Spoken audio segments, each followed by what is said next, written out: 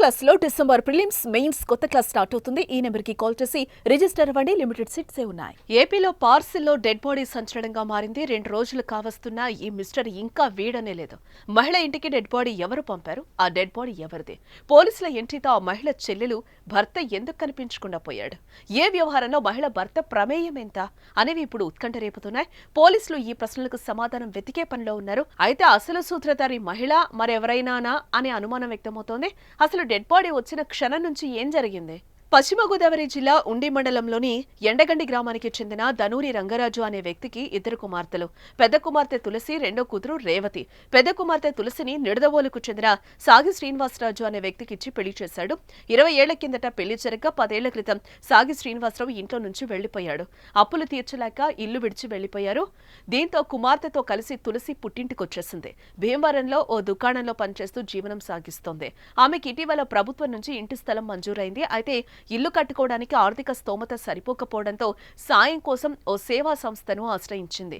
తులసి ఒంటరి మహిళ కావడంతో సేవా సంస్థ కూడా ఆదుకోవడానికి ముందుకొచ్చింది. ఇంటి నిర్మాణానికి కావలసిన టైల్స్, రంగు డబ్బాలను ఓసారి పార్సల్ ద్వారా పంపించింది. అయితే తులసికి ఇటీవల మరోసారి మెసేజ్ వచ్చింది. ఇంటి నిర్మాణం కోసం కావలసిన కరెంటు సామగ్రి, మోటార్ పంపుతున్నామని సందేశం వచ్చింది. అయితే దీంతో గతంలో సాయం చేసిన వారే మరోసారి సహాయం అందిస్తున్నారని తులసి భావించింది. ఆ తర్వాత ఓ ఆటోలో పెద్ద పెట్టె తీసుకుని 2 వ్యక్తులు తులసి ఇంటికొచ్చారు. ఆమె ఇంట్లో పార్సిల్ దించేసి వెళ్లిపోయారు.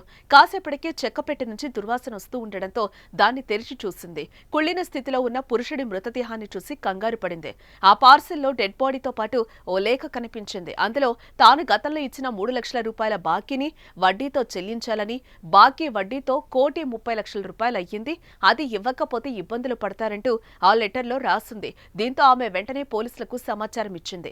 వెంటనే రంగంలోకి దిగిన పోలీసులు ఘటనా స్థలాన్ని పరిశీలించారు. డెడ్ బాడీలో వచ్చిన వ్యక్తి హత్యకు గురైనట్టు నిర్ధారించుకుని విచారణ చేపట్టారు. అయితే ఈలోపే మరో ఊహించని ఘటన జరిగింది. తులసి చెల్లెలు రేవతి భర్త శ్రీధర్ కనిపించకుండా పోయాడు. అతడి ఫోన్ కూడా స్విచ్ ఆఫ్ రావడం, అదేవిధంగా డెడ్ బాడీలో వచ్చిన లేఖ శ్రీధర్ చేతి రాతను పోలి ఉండడంతో పోలీసులు అతడి కోసం గాలిస్తున్నారు. అలాగే పార్సల్ తెచ్చిన ఆటో డ్రైవర్ను విచారించగా ఓ మహిళ ఫోన్ చేయడంతోనే పార్సల్ తీసుకువెళ్లి ఇచ్చినట్లు అతను చెప్పినట్లుగా సమాచారం.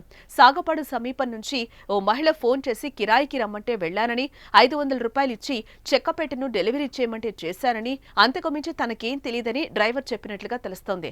దీంతో ఆటో డ్రైవర్ కు ఫోన్ చేసిన మహిళ ఎవరు, ఆమెకు హత్యతో సంబంధం ఉందా అనే కోణంలో పోలీసులు దర్యాప్తు జరుపుతున్నారు.